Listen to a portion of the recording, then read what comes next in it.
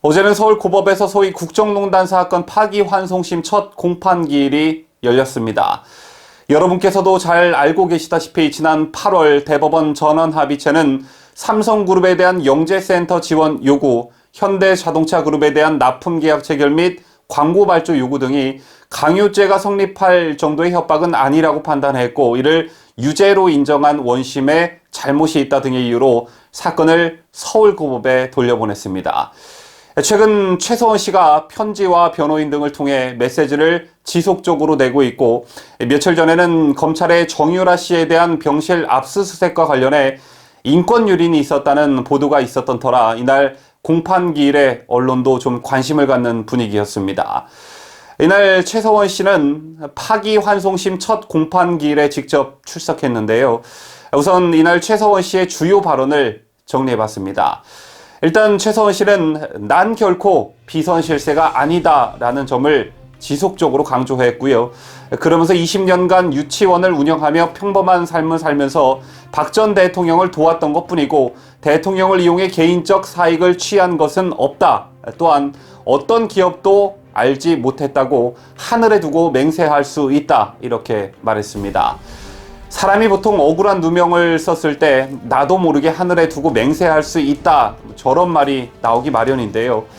그리고 최서원 씨는 말 소유권과 처분권이 삼성에 있는데 뇌물이라고 본 것은 억울하다라는 점도 강조했습니다.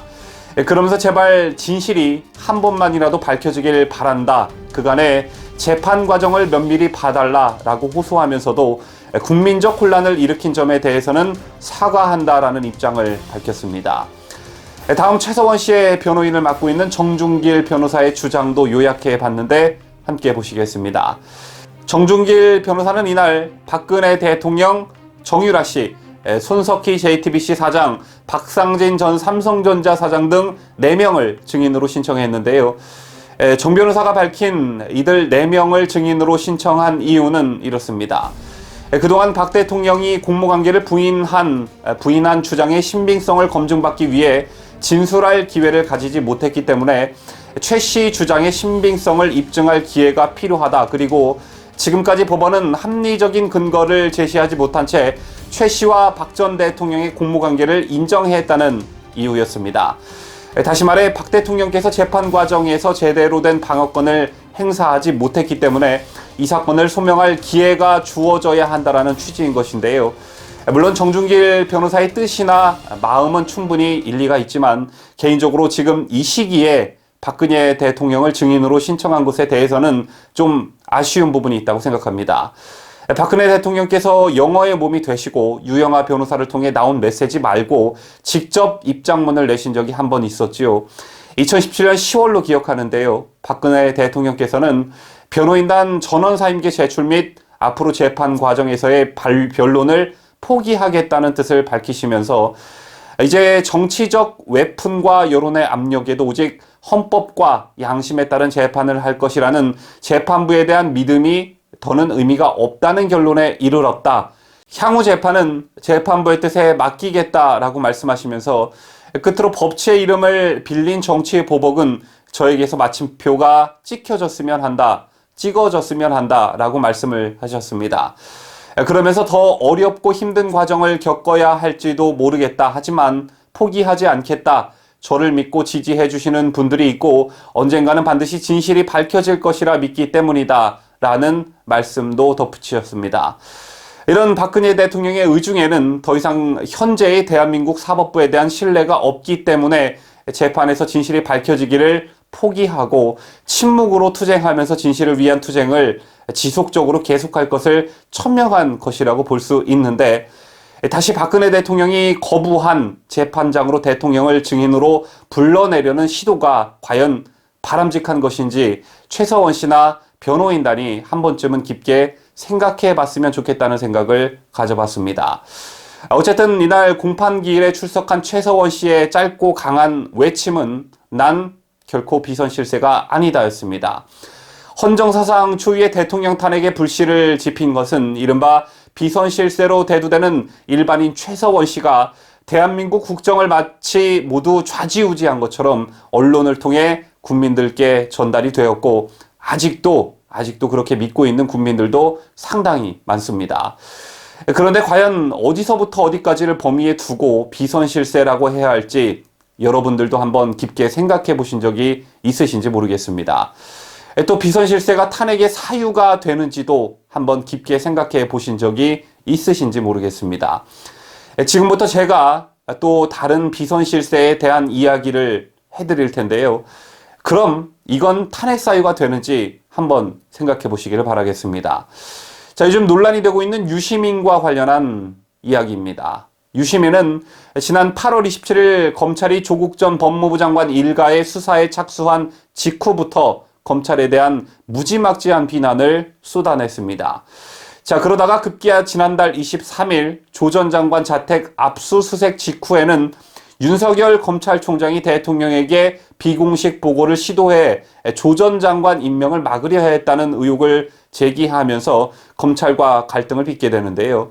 지난 22일엔 자신의 유튜브 채널 알릴레오에서 검찰이 조 전 장관 후보자 지명 이전인 8월 초부터 내사를 벌였다는 주장도 들고 나왔고, 검찰이 즉각 근거를 대라고 반격하자 29일 근거를 제시하겠다고 예고했었습니다. 그래서 이날 방송에서 과연 유시민이 어떤 근거를 가지고 나올 것이냐에 대한 궁금증이 증폭됐고, 이에 언론과 국민들의 이목이 집중되었는데요. 자, 막상 뚜껑을 열고 보니까 어땠습니까? 유시민이 제시한 근거는 윤석열 검찰총장이 사석 발언을 전달한 밝힐 수 없는 취재원의 전원이었고, 내사설은 이를 근거로 한 추측이자 추론이었습니다. 자, 때문에 유시민이 언론과 국민의 거센 비판에 직면하고 있는 것인데, 자, 이날 유시민의 해명 발언 중 우리가 주목해야 할 발언이 한 가지가 있습니다. 유시민은 윤 총장이 청와대에 의견을 전달할 만한 인물인 A씨에게 이렇게 말했다고 전했습니다. 워딩 그대로 한번 옮겨보도록 하겠습니다. 조국을 법무부 장관에 임명하면 안 된다. 내가 봤는데 몇 가지는 아주 심각하다. 법대로 하면 사법 처리감이다. 내가 사모펀드 쪽을 좀 아는데 이거 완전 나쁜 놈이다. 대통령께 말씀드려서 임명 안 되게 해야 한다. 그냥 가만 장관 되어도 날아갈 사안이다. 내가 대통령께 직접 뵙고 보고 드리고 싶다. 이건 대통령을 향한 내 충정이다. 사적으로 조국한테 무슨 악감정이 있어서 이러는 게 아니다. 정말 걱정돼서 하는 이야기다. 이런 거 알려지면 검사들이 장관으로 받아들이지 않는다. 들고 일어난다. 임명하면 진짜 안 된다. 자, 그러면서 윤 총장이 A씨 외 다른 사람들에게도 이와 비슷한 이야기를 한 것을 여러 사람을 통해 확인했다고 덧붙였습니다. 그런데 여러분, 혹시 유시민이 말한 이 A씨의 정체에 대해 곰곰이 생각해 보신 적이 있으신지 모르겠습니다. 유시민은 A씨에 대해 청와대 외부 사람이라면서 윤 총장이 청와대 외부인에게 조국에 대한 평가를 하고 대통령 직접 만나 뵙고 싶다고 얘기했을 정도니까 보통 사람은 아니다 라고만 말했습니다. 이런 유시민의 말에 비춰보면 외부 사람이 대통령을 직접 만나 대통령의 인사에 대해 의견을 전달할 수 있다는 것은 실세 중 실세라는 이야기입니다. 청와대에서 근무하지 않으니까 비선실세라고 보는 게 맞겠죠. 자, 어제 최서원 씨는 난 결코 비선실세가 아니다라고 호소했습니다. 그런데 탄핵 정국부터 지금까지 언론과 좌파 진영은 박근혜 대통령에게 몇 가지 의견을 낸 최순실 씨를 비선실세라는 프레임에 철저하게 가둬버렸습니다. 자, 그런 논리대로라면 유시민이 말한 외부 사람이 대통령을 직접 만나 대통령의 인사에 대해 의견을 전달할 수 있다는 A씨는 최서원 씨와 다를 바가 없다는 합리적 추론이 가능하게 되는 것입니다. 저 그제 이날 유시민의 궤변을 여러분께 전달해드리기 위해 저는 이 방송을 실시간으로 지켜봤었는데요. 그때 가장 먼저 든 의구점이 바로 이 A씨라는 인물이었습니다. 자, 그런데 이 방송이 나가고 난 뒤에 유시민을 비판하는 언론 기사는 상당히 많았지만 이 A씨가 누구인지에 대해 파고든 언론 기사는 월간조선 최우석 기사가 쓴 보도 하나뿐이었습니다. 자, 여러분, 대통령 탄핵은 우리에게 굉장히 큰 상처가 되었지만 헌정사상 초유의 대통령 탄핵은 하나의 대한민국의 기준점이 돼서 현 정권을 다방면으로 괴롭히고 있습니다.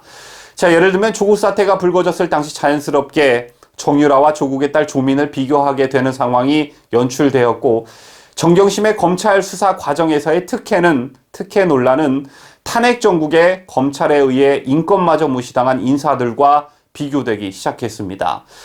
그러니까 탄핵 정국의 광분에 이리저리 무리하게 잘못 세워진 기준들이 현 정권을 올가매고 있는 것인데, 최순실 씨가 비선실세라면 유시민이 말한 외부 사람이 대통령을 직접 만나 대통령의 인사에 대해 의견을 전달할 수 있다는 A씨는 비선실세가 아닌지, 자, 그렇다면 이것도 탄핵 사유가 되는 것인지 묻지 않을 수 없습니다.